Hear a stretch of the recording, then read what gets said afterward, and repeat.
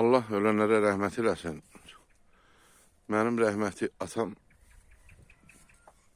bu gözəl təbiətin oyanan vaxtı, bülbüllərin cəhcəh vuran vaxtı bir gözəl bir şeir yazıb. Mən öz doğma torpağımdayam, Tərtərin Sarov kəndindəyəm.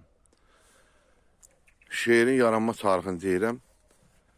Qabaqlar Sovetin vaxtında saat 6-da həmişə aşıq havaları verirdilər.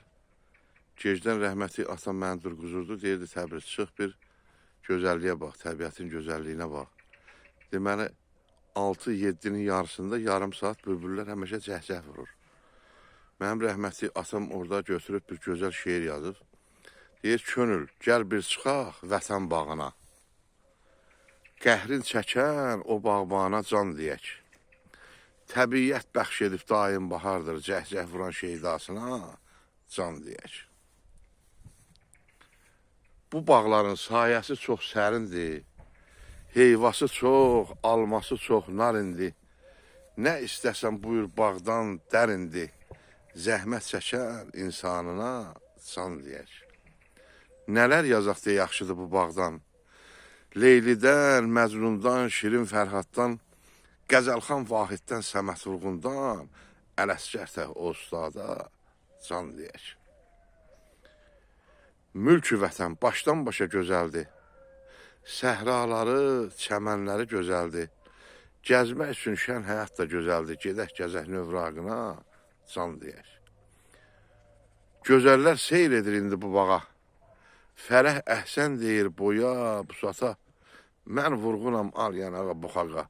Öpək qucaq dil dodağa can deyək.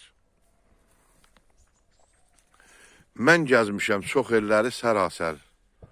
Avropanı, Asiyanı sərasər. Görməmişəm vətənimə bərabər. Kaş yaşanlı cah-cəlala can deyək. Səfər halı, təbin coşub alışa.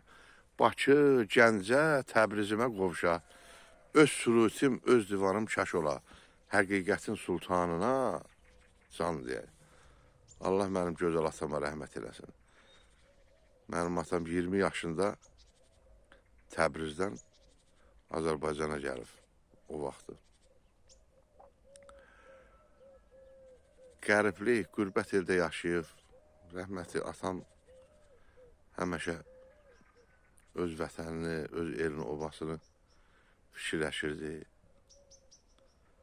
Həyatdır da, həyatdır.